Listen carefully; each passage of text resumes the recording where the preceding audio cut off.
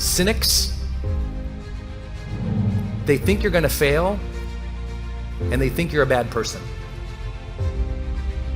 You got to go back and do the mental work to teach yourself to recognize the possibility, to have optimism again. If you have high distrust, I want you not to be shocked by a low bank account. It takes a lot of trust of others to build real wealth. Things happened and they sucked. We didn't want it. It wasn't okay.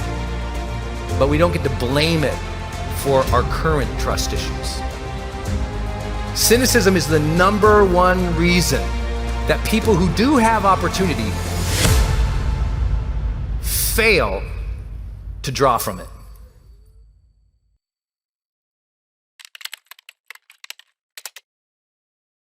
I can tell you why you won't be wealthy. It's the easiest thing. I told you the number one distinction I've learned in 17 years. See possibility. They see possibility.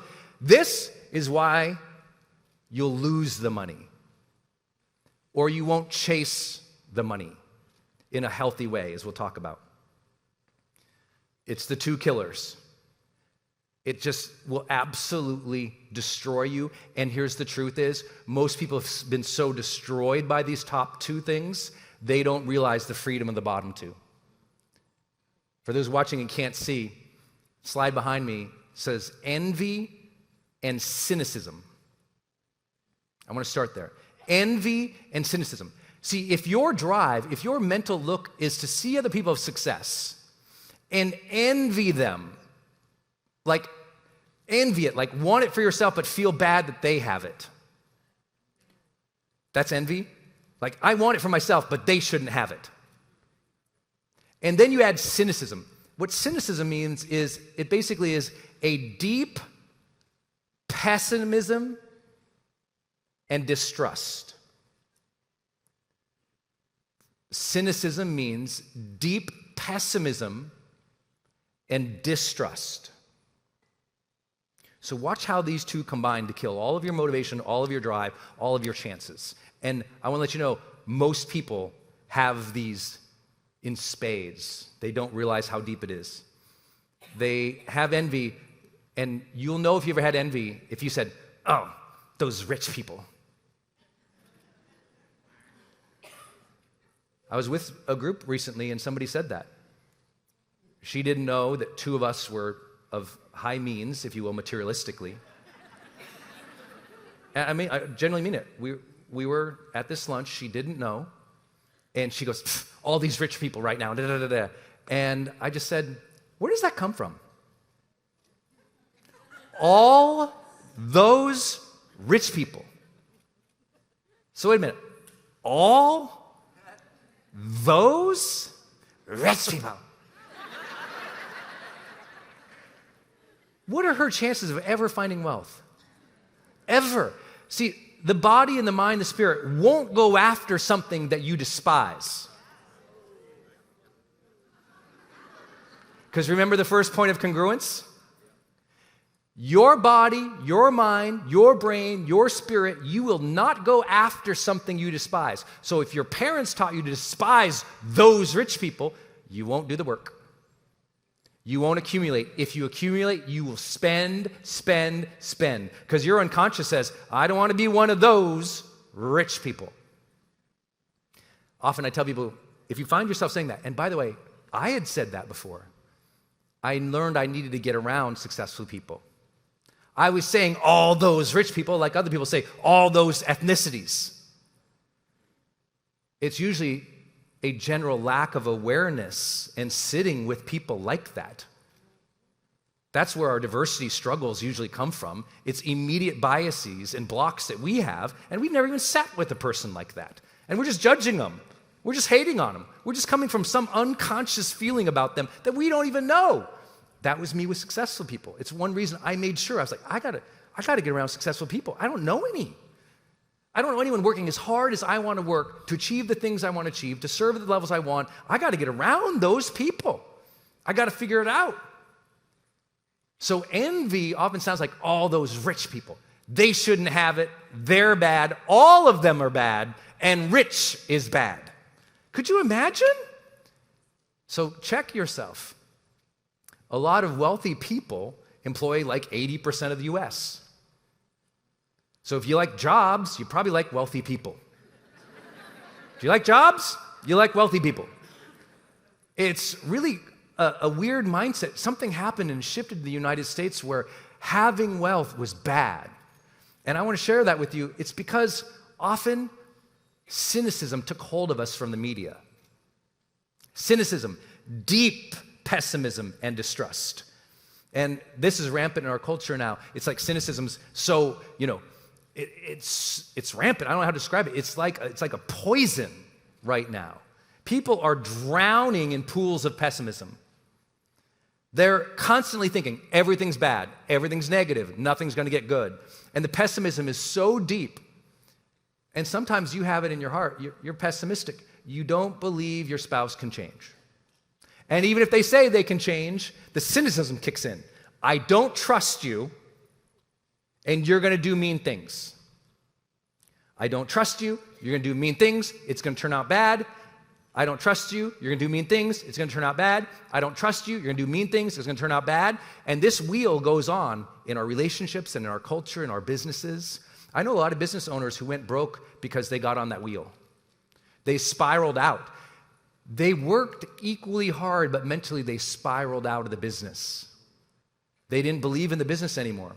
They didn't believe in their team anymore. They started distrusting their team, being mean to their team.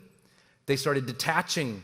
They were still working hard, but they were pulling away because cynicism was starting to poison. It corroded them, even though they showed up and did the work.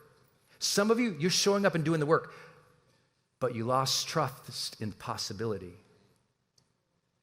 So you're not whistling while you work. You're corroded while you work. You're angry while you work. Why do I have to do this? F these people. They don't work as hard as me. Not going to turn out any good anyway. And this happens in people's lives, and they're not aware of it. So I hope that just talking about it, if you recognize any of these thoughts, you need to do some deep work. You need a life coach. You need a therapist. You got to read Norman Vincent Peale 17 times. You got to go back and do the mental work to teach yourself to recognize the possibility, to have optimism again. Did you know there's a high correlation between optimists and higher income levels? Did you know optimists also live longer? That's an actual truth, by the way. Some people are like, I don't know. That's actually real. If you can see the good in the future, that's the seeing the possibility. You can see the good in the future and see good in others. Because you know what? Cynics, they think you're going to fail and they think you're a bad person. In the modern world, we call that Twitter. I thought it was funny too. It's like, oh, everybody's bad. Everybody, listen, I wish you could hang out with me. I wish we go, there's a mall somewhere. I wish we could go to the mall and walk. I walk by people, strangers all the time. And my mind, literally, I trained myself to do this because I recognized I was cynical after grad school. Because in grad school, they taught you to be smart and academically decisive and recognize distinctions. And once you recognize distinctions and you're smart, you know what you do? You start cutting people apart with your logic because you're logical and they're illogical. And there's only that choice. Their logic doesn't make sense. Mine does. They're stupid and they have bad intent.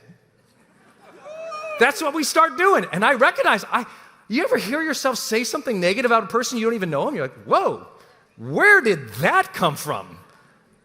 And you're like, was that what I ate last night? Why am I?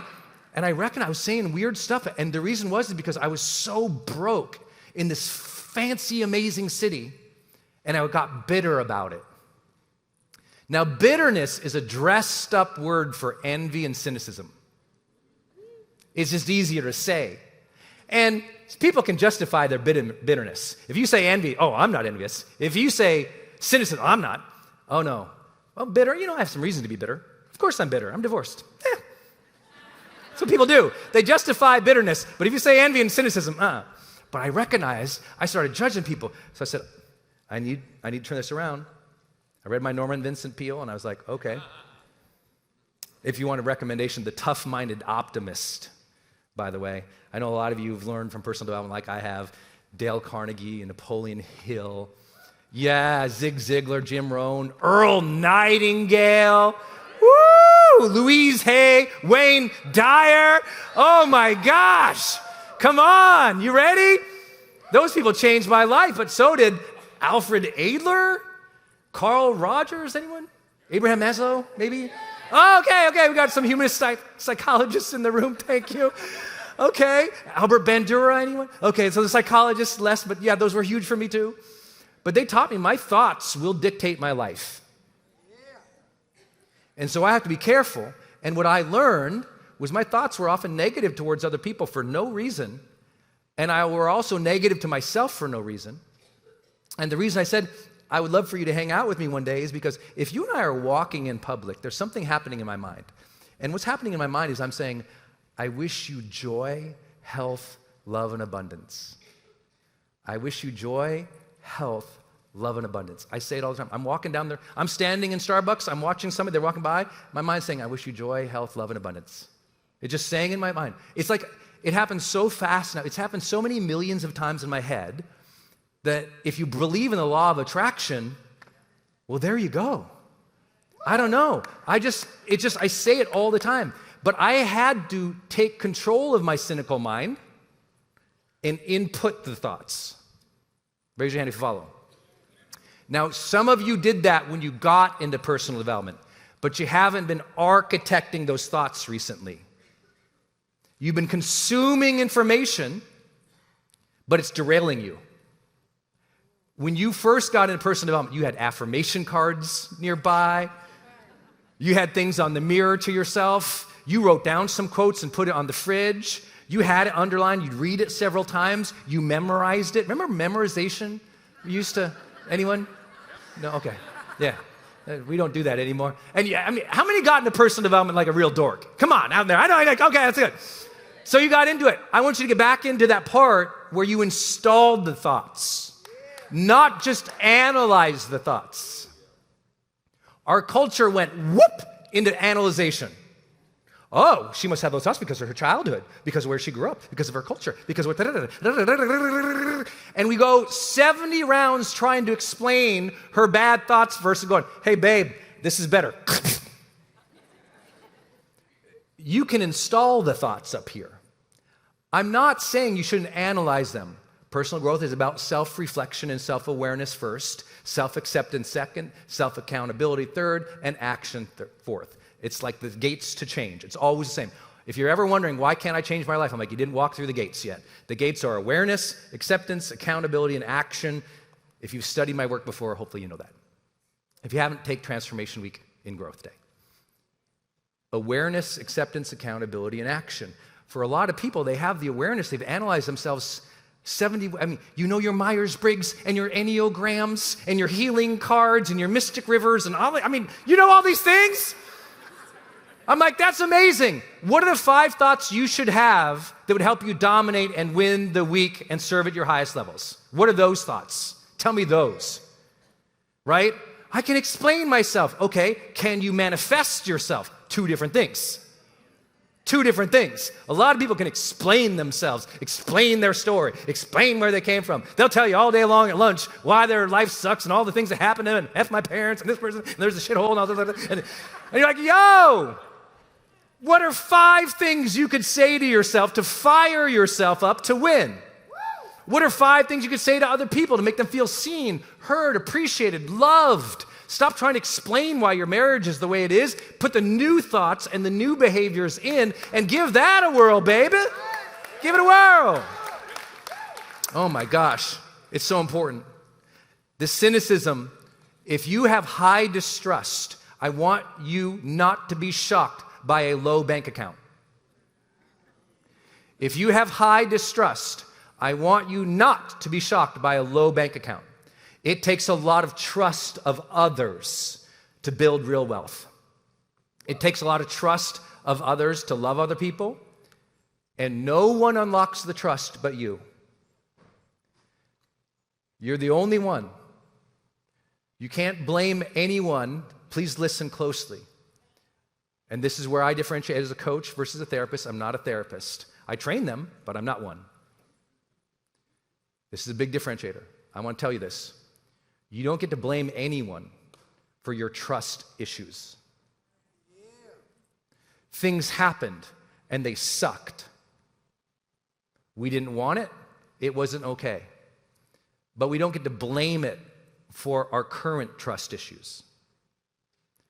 We can understand it by saying these incidences happened and I applied this meaning. But if I keep only blaming that and I don't take some personal responsibility to now ask, how do I want to feel and think and behave now? The most efficacious study in all of therapy that's ever been done is called cognitive behavioral therapy. It is rooted in a very simple idea. You can change your thoughts and the meaning you apply to things in real time, and that will change your emotions and your reality. It's a deep science and probably the most studied therapy of all time now. It's very clear. You've got to get a hold of your thoughts, and I want you to not blame people and just go, I'm here today. Let me put some new stuff up here. When I was going through that pivotal time in my life, right before my car accident, some of you know I was suicidal. And when I was suicidal, if that shift hadn't happened with that car accident where I said, I don't know how to be happy. I need to learn to be happy. Before that, I was cynical. All these happy people, they're so fake. Who said it? Be honest. Anyone ever? Oh, those happy. Oh, Brendon, he's so fake. He's not that happy. Let me talk to his mom. And then you find out, Mom's happier than me. Suckers. Oh, she's good. And that's what we do, though. Oh, those happy people must be fake. Oh, those healthy people, they must all be on steroids or something. You just tell yourself, you're immediately cynical. You don't believe they could be that happy, that wealthy, that healthy. And so that disbelief, boom, you anchor down, you stop. Cynicism is the number one reason that people who do have opportunity fail to draw from it. They just have distrust. And so therapists are right. Your trust issues are wrecking your life. So figure out what those are. You got to trust your team. You got to trust opportunities. It's hard. Will some people screw you? Yes or no? Yes. Yeah, some people will. But not all those people. Right? So you say all those people, you're being racist. I thought it was funny too. Don't divide yourself ever. Those people. Soon you say those, you've created an us versus them. You've pushed them away and you've categorized in such a way you're shutting yourself down from a bigger picture.